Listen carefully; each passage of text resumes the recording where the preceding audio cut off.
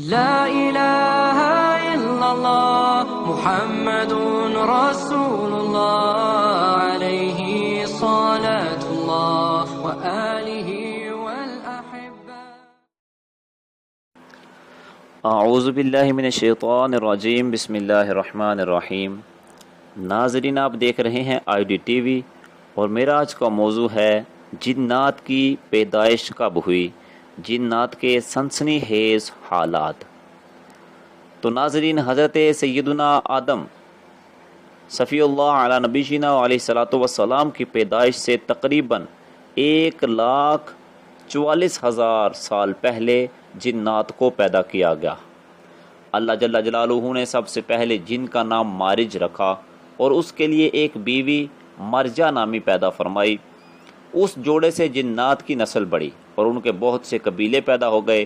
ابلیس کا نام پہلے عزازیل تھا اور یہ جن ہے، فرشتہ نہیں۔ ابلیس نے بھی ایک جنی سے شادی کر لی، اس کی بھی بہت نسل چلی۔ الغرض جنات کی تعداد بہت بڑھ گئی۔ ابلیس اور اس کی اولاد کو آسمان اول پر رہنے کی اجازت دے دی گئی۔ ہوا میں بھی جنات کو رہنے کی رخصت ملی۔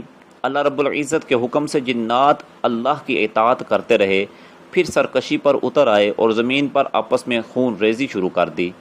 جنات کی شرانگیزی اس قدر بڑھ گئی کہ خود زمین ان سے پناہ مانگنے لگی۔ کئی بار جنات پر قہر نازل ہوا اور بحکم الہی فرشتوں نے ان کو قتل کیا۔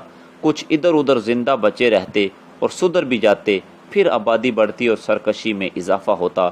ایک بار بحکم الہی ابلیس بھی پہلے آسمان سے لشکر کا امیر بن کر آیا اور سرکش جنات کا قتل عام ہوا۔ زمین پر ابلیس اور اس کی فوج آباد ہو گئی۔ ابلیس نے زمین پر اللہ جل جلالہ کی بہت زیادہ عبادت کی۔ اس کی کثرت عبادت کے سبب اس کو 7 آسمانوں اور جنت میں بھی جانے کی اجازت مل گئی۔ فرشتے بھی اس کی عبادت سے بہت متاثر تھے۔ فرشتوں کی درخواست پر اسے فرشتوں کی صف میں شامل کر لیا گیا۔ یہ زبردست عالم تھا، حتیٰ کہ معلم الملکوت یعنی فرشتوں کا استاد بن گیا۔ اتنی نوازشوں اور نعمتوں پر شکر گزار بندہ بننے کے بجائے ابلیس مغرور ہو گیا اور اس نے حضرت سیدنا آدم علیہ الصلوۃ والسلام کو سجدہ کرنے سے انکار کیا اور وہ کافر ہو گیا۔